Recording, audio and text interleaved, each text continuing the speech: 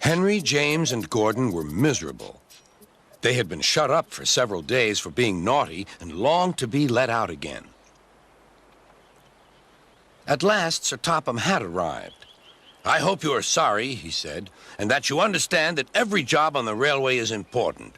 We have a new tank engine called Percy, who helps pull coaches, and Thomas and Edward have worked the main line nicely. But I will let you out now if you promise to work hard." "Yes, sir," said the three engines, "we will." "That's good. But please remember that this no shunting nonsense must stop." Sir Topham Hatt then told Percy, Edward, and Thomas that they could go and play on the branch line for a few days. And they ran off happily to find Annie and Clarabelle at the junction.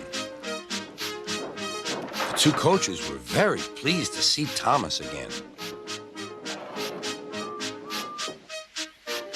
Edward and Percy played with the freight cars. "Stop, stop, stop," screamed the cars as they were pushed into their proper sidings. But the two engines laughed and went on shunting till the cars were tidily arranged.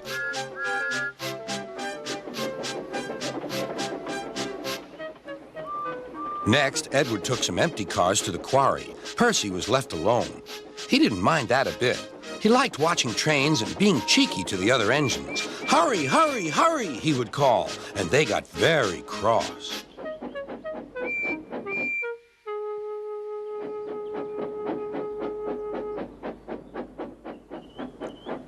After a great deal of shunting, Percy was waiting for the signalman to set the switch so he could get back to the yard.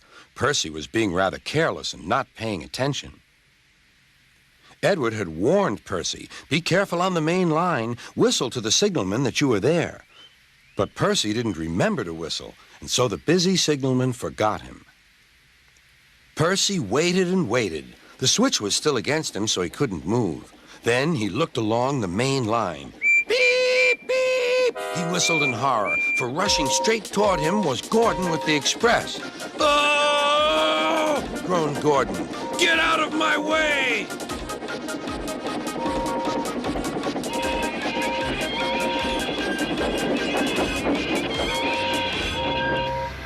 Percy opened his eyes. Gordon had stopped with Percy's buffers just a few inches from his own. But Percy had begun to move. "I won't stay here. I'll run away," he puffed. He went straight through Edward's station and was so frightened that he ran right up Gordon's hill without stopping.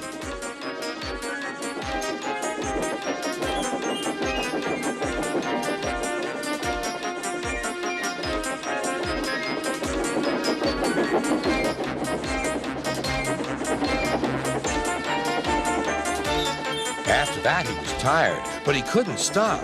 He had no driver to shut off steam and apply the brakes. "I want to stop! I want to stop!" he puffed. The man in the signal box saw Percy was in trouble, so he kindly set the switch. Percy puffed wearily onto a nice empty siding, ending in a big bank of earth.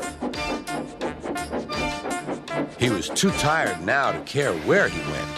"I want to stop! I want to stop!" "I have stopped," he puffed thankfully.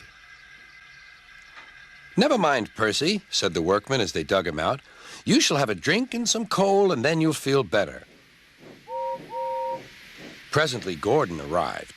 "Well done, Percy. You started so quickly that you stopped a nasty accident." "I'm sorry I was cheeky," said Percy. "You were clever to stop," replied Gordon. Then Gordon helped pull Percy out from the bank. The two engines are now good friends, but Percy is always most careful when he goes out on the main line.